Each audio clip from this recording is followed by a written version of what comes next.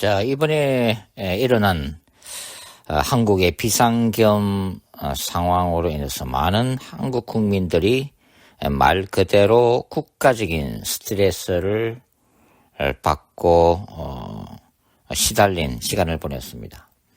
일상적인 삶이 파괴되고 경제 생활에 많은 지장을 초래하기도 했는데요. 무엇보다도 국가적인 그 경제적인 손실도 만만치 않다고 하는 그 분석이 나오고 있죠. 외교적인 측면에서도 한국 민주주의와 경제 발전 그리고 안정된 국가라고 하는 대외적인 이미지도 많이 손상된 것으로 그렇게 보도를 하고 있습니다. 이곳 캘리포니아의 LA 산불 상황도 지금 진행형인데요. 좀 빨리 산불 진화가 좀 진행이 돼서 좀 이제는 산불이 좀 그쳤으면 하는 바람입니다. 현재 이 LA 산불이 여러 곳에서 다발적으로 화재가 발생됨에 따라서 이제 음모론도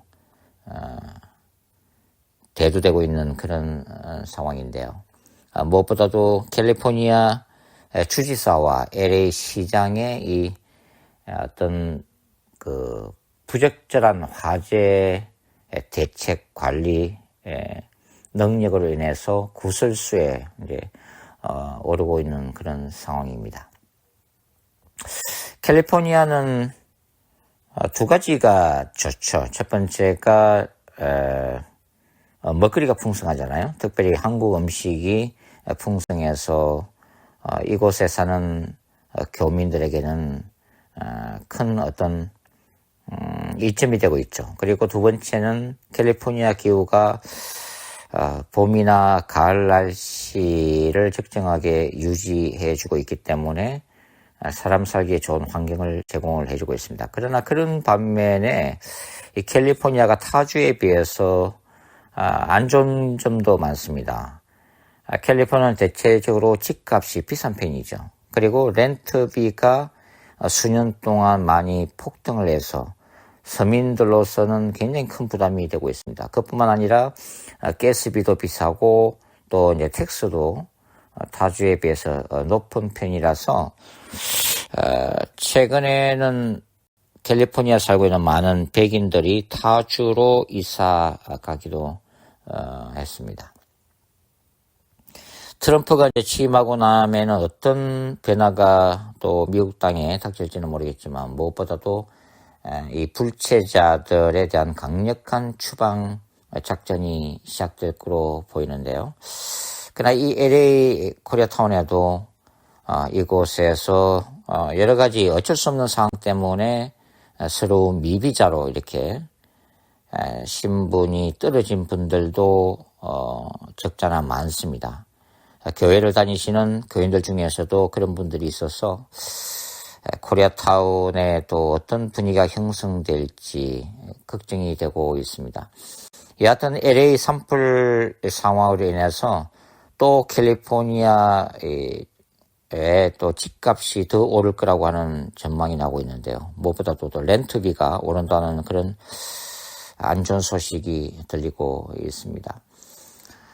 저마다 삶을 살아가면서 개인적인 차원에서도 또 먹고 살아야 하는 이런 생존 문제도 힘들고 또 신분 문제나 또 질병 그리고 뭐 직장에서의 인간관계 때문에 고민하는 분들도 많습니다. 말 그대로 우리는 날마다 홍해 바다 앞에 서는 인생들이라고 하는 거죠.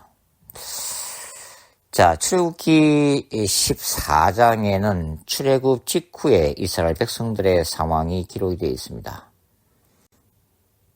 홍해 바다 앞에서 이제 더 나아갈 수 없는 상황 속에 이스라엘 백성들이 있어 있죠. 그리고 뒤쫓아오는 애굽, 당시에 강대국 이집트의 병거 부대가 이제 점점 가까이 오고 있는 상황. 소위 진퇴양난 속에서 이스라엘 공동체는 말 그대로 벼랑 끝에 서 있습니다. 그래서 이스라엘 공동체 안에서도 이런 위기의식 그리고 죽음 앞에서의 공포 때문에 모세를 향한 그런 컴플레인이 이제 이 이스라엘 공동체 안에 울려 퍼지고 있습니다. 노인이나 아이 할 것 없이 이제 출애굽한 이스라엘 백성 전체가 애국 군대에서 도륙을 당할 수 있는 그런 위기 상황이 된 것이죠. 이 이스라엘 공동체 전체를 휩쓸고 지나가는 가장 강력한 것은 바로 두려움의 영입니다. 바로 죽을 것 같은 그런 공포, 두려움이 이제 빠른 속도로 휩쓸고 지나가고 있다고 하는 거죠. 그래서 이스라엘 백성들은 이 광야 36년, 광야 40년 동안 18번이 되는 바로 우리가 묻힐 매장지가 없어서 우리를 이 광야로 이끌어냈느냐라고 하는 바로 그 무슨 불신앙과 이 공포에 가득 찬 바로 울부짖음이 이제 모세의 길을 때리고 있는 그런 상황이죠. 그때 모세는 이 두려워하는 이스라엘 백성들 앞에서 이렇게 선포를 하고 있습니다. 출애굽기 14장 13절과 14절 말씀인데요. 모세가 백성에 이르되 너희는 두려워하지 말고 가만히 있어서 여호와께서 오늘 너희를 위하여 행하시는 구원을 보라. 너희가 오늘 본 애굽 사람을 영원히 다시 보지 아니하리라. 여호와께서 야훼께서 너희를 위하여 싸우시리니. 자, 이스라엘 백성들을 위해서 전쟁하실 하나님을 선포하고 있는 거죠. 너희를 위하여 싸우시리니 너희는 가만히 있을지어다. 정말 모세 속에 있는 큰 믿음을 우리가 지금 보고 있습니다. 자, 모세가 이렇게 확신한 이유가 뭐죠? 하나님이 이스라엘 백성들을 구원해 주실 거라고 하는 이 확신에 찬 그의 선포, 그 이유가 무엇일까요? 자, 모세는 이미 이스라엘 백성들을 위해서 전쟁하시는 하나님의 기사와 표적을 이미 경험을 냈습니다. 바로 이집트의 10가지 재앙을 통해서 하나님의 영광과 임재와 그분의 구원의 능력을 모세는 누구보다도 어떤 이스라엘 백성들보다도 깊이 그리고 생생하게 체험한 사람이죠. 즉 여호와께서 행하시는 전쟁은 바로 하나님께 속해 있고 그 승리도 여호와께 달려 있다고 하는 체험적인 신앙 위에서 모세가 외치고 있는 그의 거룩한 전쟁 신앙이라고 할 수가 있습니다. 하나님의 이 놀라운 기적들을 체험하기 위해서 승리하기 위해서 두 가지만 하면 돼요. 이스라엘 백성들은. 첫 번째가 하나님의 말씀에 순종하는 것이고 그 다음에 이스라엘 공동체 안에서 하나님이 가장하게 생각하시는 건 모든 것을 지하는 말 그대로 이제 거룩성을 유지하기만 하면 되는 거죠. 두 번째 모세가 이렇게 큰 확신을 가지고 있는 이유는 바로 홍해 바다 앞으로 인도하신 분이 다름 아닌 하나님이라고 하는 것입니다. 즉 하나님의 계획과 섭리 가운데 바로 홍해 바다 앞에 서 있다고 하는 거죠. 그러므로 이 홍해 바다 앞으로 인도하신 하나님은 바로 이 가운데에서도 해답을 가지고 계실 거라고 하는 신뢰죠, 신뢰. 하나님은 구원의 방법을 바로 알고 계실 거고 그것을 행할 거라고 하는 이 믿음이 바로 모세 속에 있었다고 하는 것입니다. 자, 날마다 이 홍해 바다 앞에 서는 크리스찬은 오늘도 위기 앞에서 바로 두려움과 공포를 경험하고 있습니다.